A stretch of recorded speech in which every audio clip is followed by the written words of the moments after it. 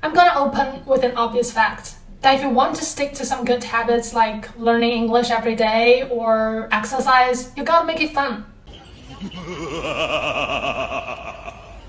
I'm solo traveling now, and I realized one thing about traveling that is also very applicable to language learning, which is no matter how good, how objectively good the place you are traveling to is, your experience of it will ultimately be subjective. And I'm going to tell you how to make English learning fun by relating to my solo travel experience. Firstly, prioritize your own preferences over popular opinions and sentiments. Draw up your own travel plan or English learning plan so that it suits you and pleases you.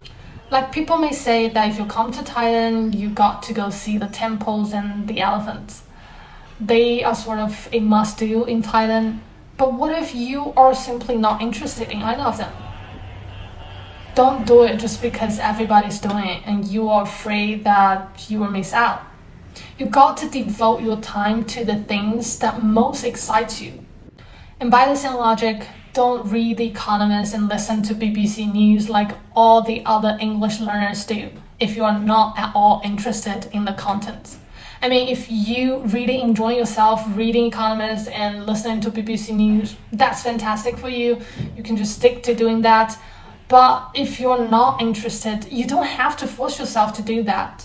And it doesn't stick. If you're excited about sports, you can listen to sports news in English. And if you're interested in fashion, you can go watch the Vogue interviews. Just don't bore yourself with uninteresting English content, because then you will associate English learning with being boring. And that's just not the case. Tip number 2.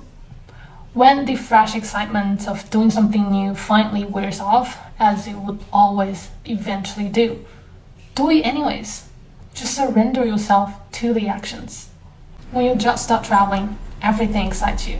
You want to explore all the new things, you want to taste the local food, you want to talk to the local people, but maybe after around one week, you sort of get used to it.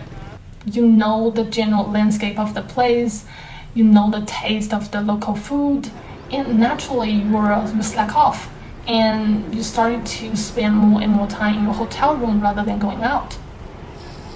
But if you can just go out, if you can just do, you'll be rewarded with new experiences because there's always more to explore.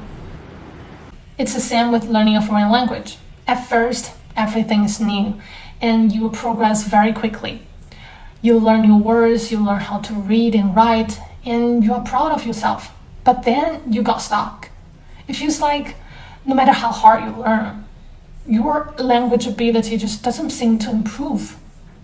And a lot of people at this point quit because it's no fun to be stuck in a project that never seems to progress. But if you can just if you can just listen and read the language materials, you will learn and you will get better. Tip number 3, when you feel lonely, reach out. Solo traveling is wonderful. You get to be free and spontaneous. You don't need to negotiate with anyone about anything. You can just decide for yourself where to go, what to do, and what to eat.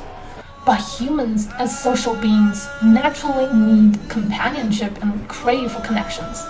So if you feel lonely, do engage with people. Ask them questions and listen to them. Language learning is also a lonely journey in which you will be alone a lot of the time, taking in knowledge. But you can reach out whenever you feel the need. You can reach out for tutors, you can reach out for friends, for study partners. With this support, with this feeling of support, you may get this mental strength to propel you to stick to the hard task.